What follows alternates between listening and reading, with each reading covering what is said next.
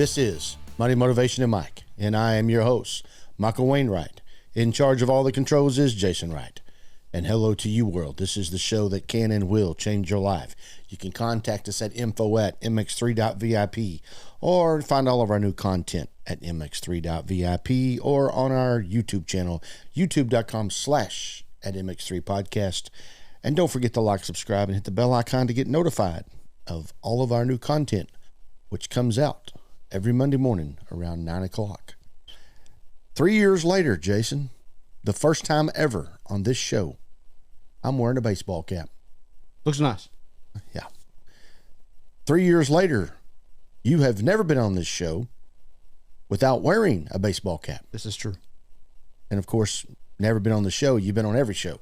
So we are breaking ground each and every week here on Money, Motivation, and Mike. And we're going to talk about money matters today. But before we get into that, you know, I've kind of been known now for giving a little tidbits out here at the start of all these wonderful shows. America's best burger chain right now, Jason. Actually, let me restate that. For the 2024 year, you know, here we are 6 months later, but a lot of these stats don't come out till a later date. Yes. Takes them a long time to run that calculator. Right. America's best burger chain 2024, which is actually the current burger chain. Shake Shack. Never had it. I don't know that I've ever heard of it. Yeah, I think there's actually one right inside of Plano, or maybe it's Allen, one or the other. Shake Shack. So it's an up-and-comer maybe, I guess. It's been around for a little bit. Not sure how long, but I have seen them. America's best chicken chain. Raising Cane's. I would agree. I would have thought it was Chick-fil-A, however. Raising Cane's is pretty good. Yeah. America's best coffee chain. They're going to say Starbucks. 99.99% would say Starbucks, wouldn't they? Yeah. Dutch Brothers. Okay. Yeah. And I've seen those pop up. Put one over in Sherman. America's best in beverages. HTO. Okay. Haven't been to one yet. Is this nationwide? This is nationwide. Yeah, HTO is pretty good. We got one up in Durant. Up there in Oklahoma Territory? Yep. America's best go-to chain. Whatever go-to means. Wingstop. Okay. And this is funny. America's best restaurant experience is Texas Roadhouse.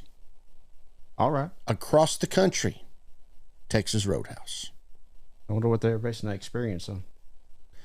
I would assume wait time, service, food, just the overall experience. Gotcha. Food was warm, the drinks were cold, whatever the case may be. Now, I'll tell you, in the Texas Roadhouses that I've been in, the wait time is too long. Yeah, it's often 20, 25 minutes for you to get your meal. I'm talking about getting a seat. Well, yeah, there's that too. But it is a very popular chain. They do have great food. Yeah. And when I go there, I get to go quite a bit. America's fastest growing chain. You were going to say Smoothie King, wasn't you? Yes. That's number 2. All right. Hangry Joe's Hot Chicken Wings. Never heard it. I haven't either, but it's the fastest growing chain in the United States of America. Okay. America's most unique restaurant, Crumble. Also never heard of it. Crumble cookie, I guess. I guess. It doesn't say crumble cookie, but I think that's what that means. Now, this is interesting. America's restaurant innovative leader, Outback. Been around for a while. I don't know what they've changed in the last 25 years. Yeah, right. I mean, it works, so there's nothing to change. Not a negative on them. It's just I don't know what they're innovating. It's probably been at least 8-10 years since I've been in an Outback, to be honest. Oh boy. America's value leader. The bang for the buck, Jason. Is that going to be McDonald's? It's not McDonald's. Tell me. Little Caesars. Mm. Yeah. Sorry, Little Caesar. I'm not. What is that? Bam Bam Pizza? Something like that. Yeah. If you're looking at the value leader, and you know what I would think when you come to value, it's going to be the cheaper pizza. Yeah. Because you get a lot of bang for the dollar. Sure. But I'm going Domino's on that deal. Yeah. I don't know if they took taste into account in that one. It's a value, It's okay? how much do you get for your dollar? You know, when you're looking for value, you're looking for quantity. Yeah.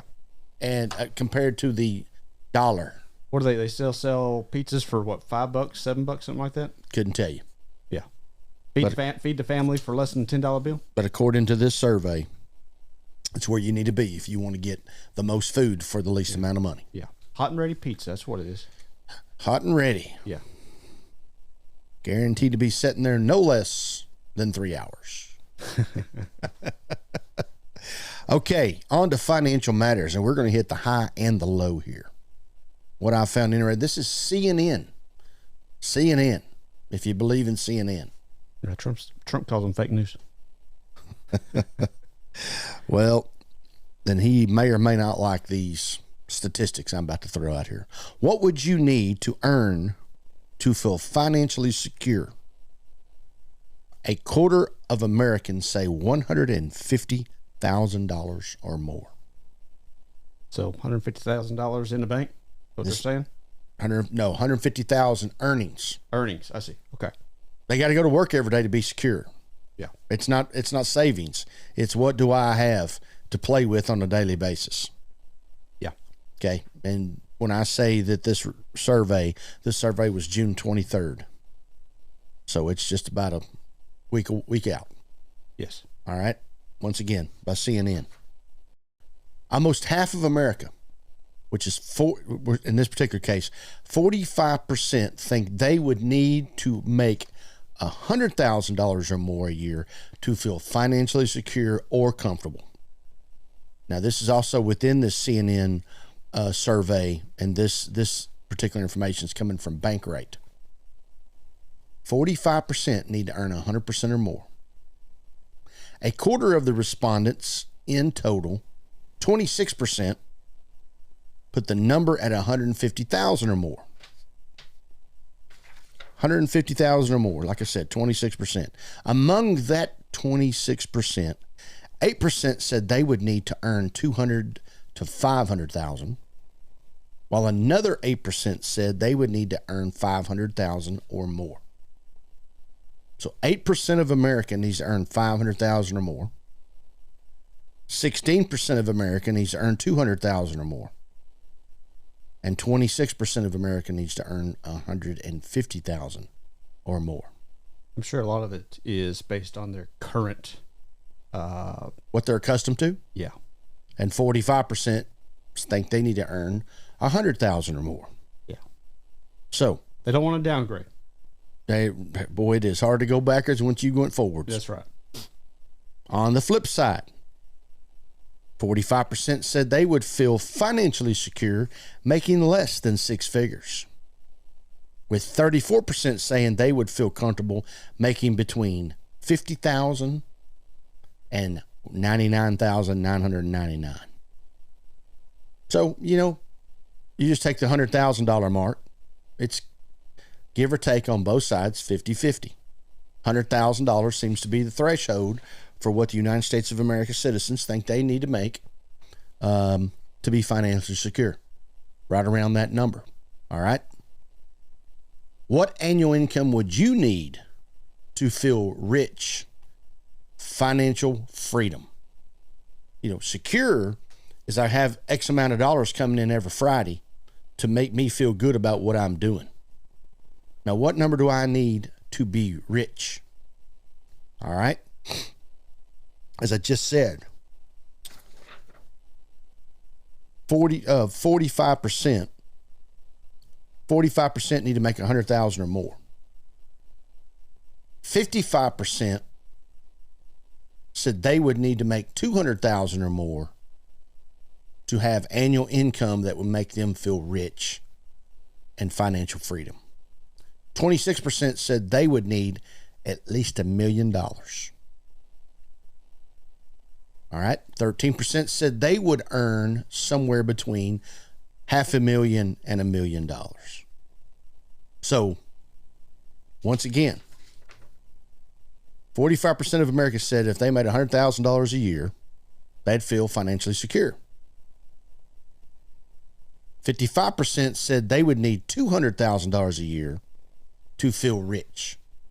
So basically, if they could double their income, they would feel rich. Interesting. Now, what do the U.S. households actually make?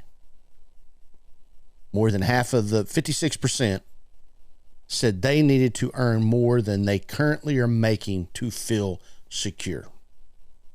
So I'm earning this, but I need 56% of the people said they need to earn more to feel secure. All right. And this is based on this latest consensus data. The median, the average, U.S. household income in 2023. That's how far back they have to go right now to get stats. So the calculators have not been working very strong on 2024 yet, even though I do have poverty stuff here momentarily. It's interesting. They have poverty numbers up current through 2025, but we can't get all of the upper numbers only through 2024, and in this particular case on these questions, 2023. But I got all the poverty numbers, almost current to date. Household income in 23, 80,610. That's the midpoint of incomes, meaning half the U.S. households make less. Obviously, half make more.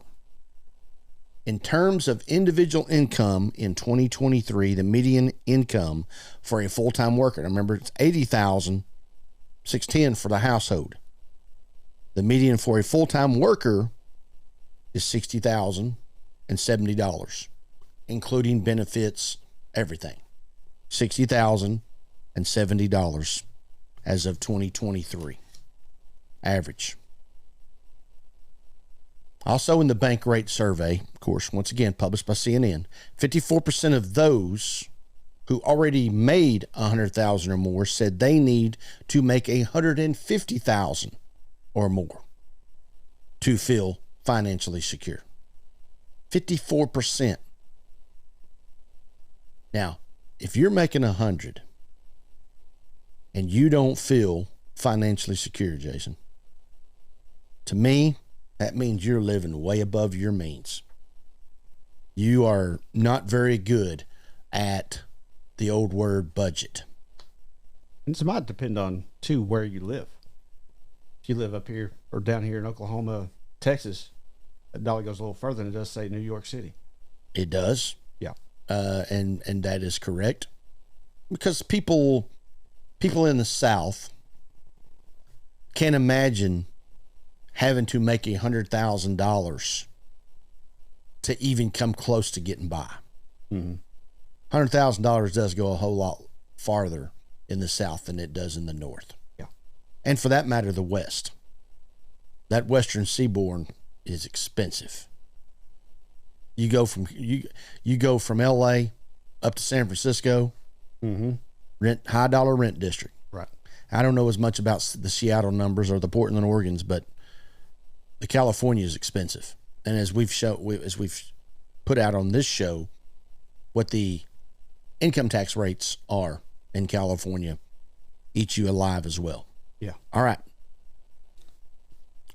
The Gen Xers, that would be me, ages 45 to 60, were most likely 35% to say they need to earn $150,000 or more to live comfortably. Now you got to remember, they've been in the workforce going on 30 years, roughly 35 years, compared to only 35%, compared to only 26% of the millennials ages 29 to 44. And 20% of the Gen Xers, that's 18 to 28, say they would need to earn $150,000 or more. All right. What that tells me is that the people who have been out here 30 plus years have, their income has increased, their lifestyle has increased, they need more money. The people who are just getting going, 18 to 28, need 20%, say they need 150,000. You know, we always go back to the 80-20 rule. 80% of them probably have not been exposed to, I wouldn't even say the finer things of life, but the above average things that come along in life. And then the 29 to 44, it's kind of interesting that only goes up 6% more to 26%. So a 44-year-old, because this is 29 to 44, a 44-year-old, 26% of the 44-year-olds only think they need to make $150,000 to be comfortable. So, something else that tells me too, Jason, or it's a question. Is the folks of the younger generations not as motivated to do things in life as what the folks above them in age have done? Are they looking for an easier way out? Or is it just because they have not been exposed to bigger and better things? Because just what you got to remember, the baby boomers and the Gen Xers are their parents. And they feel they need, 54% needs 100,000 or more to feel comfortable. Actually, it's 150, excuse me. A lot of questions there. You could go in a lot of different directions to answer those questions, to get those answers. Those most likely to say they need to earn $1 million or more to feel financially free were parents whose children's were 18 and older. 33% said they need to earn $1 million or more.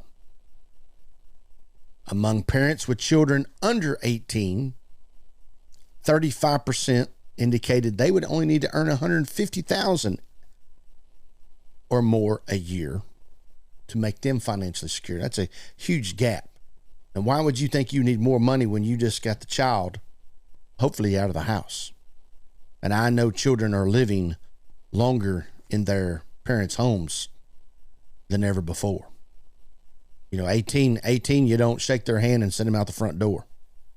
Where, man, if you was 18 and you're still living with mama 35 years ago, 40 years ago. Yeah. Woo. Don't tell your friends. Right. Yeah. Who feels financially secure already? Overall, 77% said they did not feel completely financially secure. So 23% feel secure. 77% do not. And 32% who said they didn't think they ever would. 32%. A third of this country does not believe in the American dream, which is financial independence, financial freedom. 32%, a third. That blows the 80-20 rule right out of the window. Those most likely to say they did feel comfortable, completely financially secure. People making at least $100,000. Within that group, 42% of the respondents said they considered themselves secure. Interesting. I know these stats are just blowing you away down there, Jason. Indeed. And you haven't heard the other side of the story yet.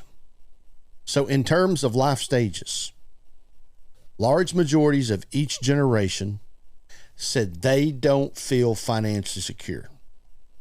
Large numbers. I do not feel secure. 84% of Gen Xers, 80% of Gen Zers, 79% of millennials, 69% of baby boomers said they don't feel financially secure. The baby boomers, biggest money earners in the history of the United States financial sector, 65 plus, do not, it's actually 60 plus, do not feel, 69% do not feel financially secure. Getting rich may once upon a time been the American dream, and now we have lowered our standards to simply living a comfortable living. Not any new aspirations, not taking it to the next level. Challenges of financial stability, the rare luxuries of life are a thing of the past. CNN, with the help of Bankrate.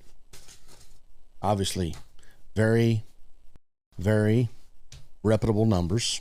There's not a whole lot debate in that stuff. The numbers are what they are. Mm-hmm. All right. Now, let's go to the other end.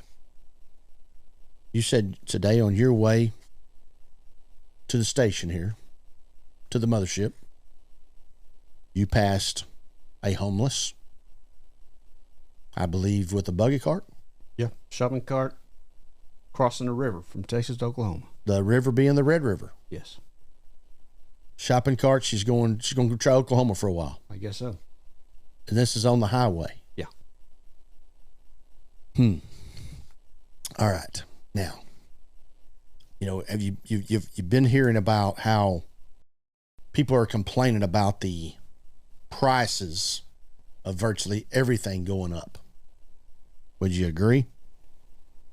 Yeah, I think we had inflation, so everything jumped up. Now I think things have leveled off. I don't think we're seeing the same inflation that we were. That they have leveled off. Yeah, according to the federal poverty guidelines, they have leveled off. Yeah.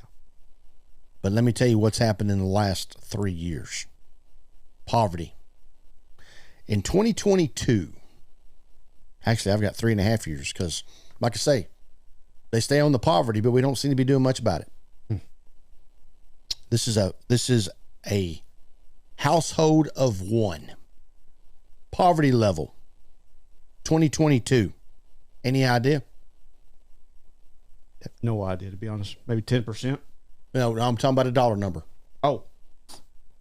And it is higher than 10%, by the way. Gotcha. So what is the dollar amount? What is poverty level? If you make more than this, I think it's is it like 20,000? 2022. I'll tell you this, in 2025, it's $15,650. In 2022, it was $13,590. 2023, $14,580. Went up $1,000. Poverty went up $1,000. 24, $15,060. And right now through 2025, it's $15,650. So you can see that over the last year, poverty has leveled out. It has went up $600.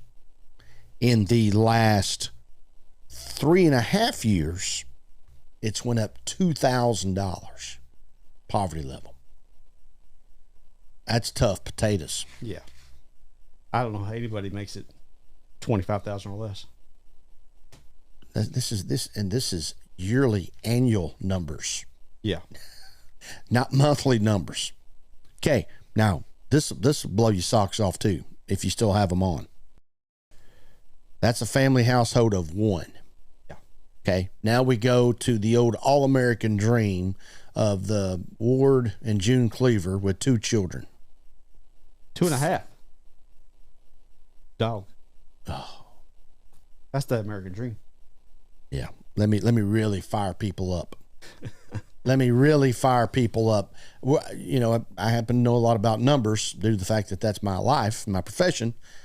Going in here and taking somebody's number, their annual income, and let's go and see how much money they spend on the animals, on the cigarettes, on the drinking, on the gambling. And then let's see what they have left over. Ooh, ooh. Yeah. They will feed their animal. They will feed their dog before they feed themselves. Yeah. I've heard stories of my stepfather, who used to have a kennel, sell dogs for $1,000, $2,000. People pull in there with the car barely running, had to borrow money to get gas to get over there, but come in there with $1,000 to $2,000 to buy a dog. Straight cash. Yeah. $100 bills. Yep. I mean, what people will do for dogs. Okay. And to go a little even deeper on that is the man or woman out on the corner asking for money. Yeah. With their sign up and a little old string running down to the ground with a four-legged hanging on to it. Yeah. Dude, come on.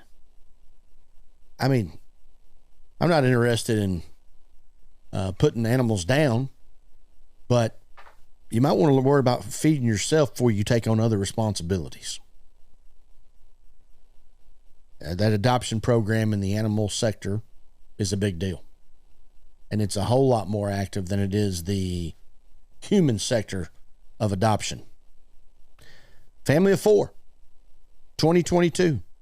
Family of 4, $27,750. Family of 4. Yes. 23.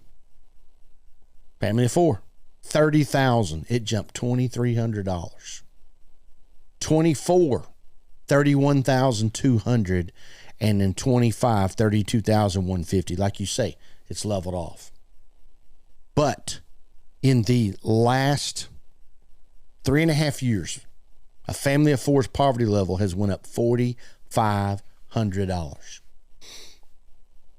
They need to make $4,500 more dollars today than they did in 2022 to live on the poverty line.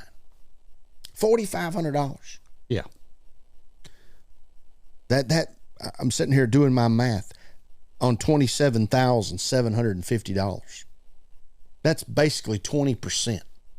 They had to get a 20% increase in income in the last 3.5 years to live the same living today that they lived 3.5 years ago in 2022. And you know that didn't happen. It did not happen. Yeah. Impossible.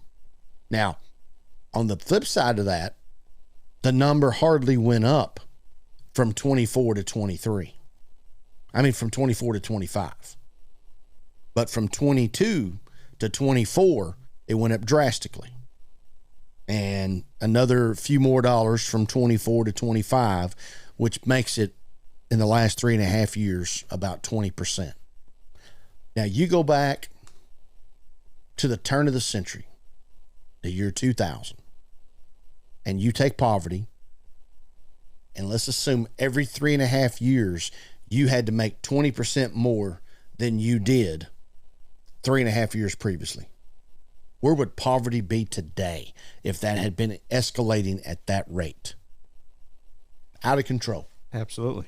Out of control. So, like I say, we know where these poverty numbers is. I guess the calculator up there at the federal government, whoever does these numbers, I guess that the calculator only goes so high. So they can do all the poverty numbers really fast. But these other numbers on these high-end stuff, they don't get those out so fast. So since we know so much about poverty, do we have poverty because prices are going up? Or do we have poverty because people are too lazy to get a job? Going to be a little bit of both. What do you think it's more of? I don't know. There's always been lazy people. The people who complain about the prices are not the poverty stricken. The people who are complaining about the prices are the ones that now have to give up this luxury to buy more groceries. Yeah. They only get to go to the lake once a month now instead of twice a month. They have to cut back. They only get to take the 5-day vacation instead of the 7-day vacation. Yeah. Those are the people who gripe about the prices. That first group of people that I talked about.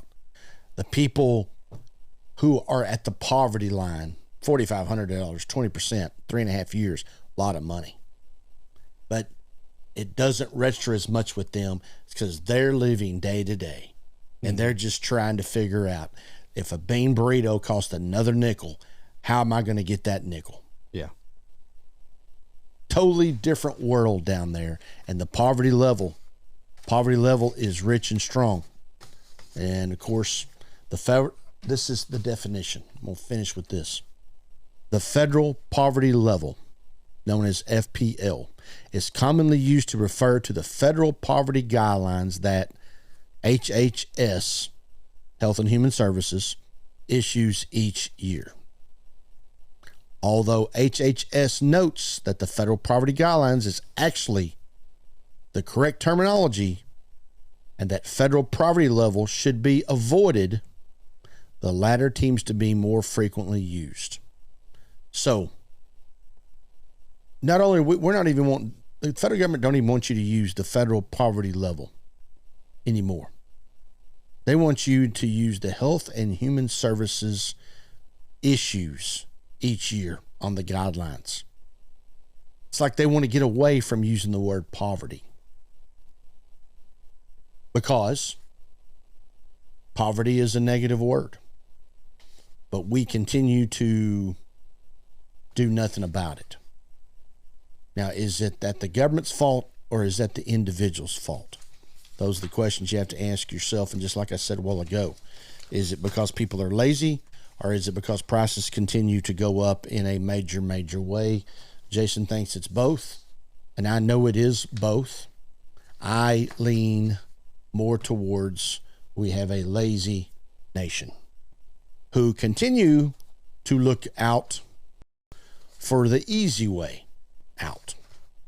Now, I'm not going to go through all this stuff, but I'm going to tell you, as I was looking at the federal poverty level, doing some research on it, going to the Health and Human Services website and checking those type of things out, there are pages upon pages on Medicaid and CHIP and the eligibility for the Affordable Care Act, the tax premiums, Medicare savings programs, low income subsidy for Medicare Part D, on and on and on.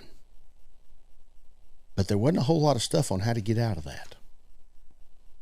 Give you the numbers, and then they just go to town on every freaking stinking program you can get on.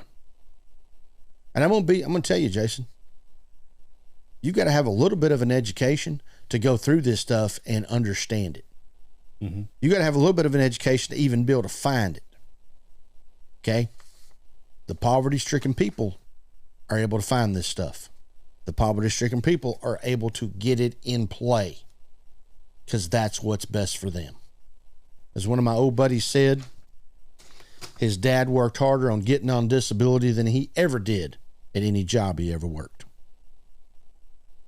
And I think there's a lot of truth to that on a lot of different levels. And I think the Americans are more interested in the easy way out than they ever have been before, including Health and Human Services. Probably most importantly, Health and Human Services. So I don't want to cut my lifestyle. I want the American federal government to cut prices. Maybe you need to cut your lifestyle, and then the prices will follow. Because it's called supply and demand. And if there's no demand, lots of supply, the price comes down.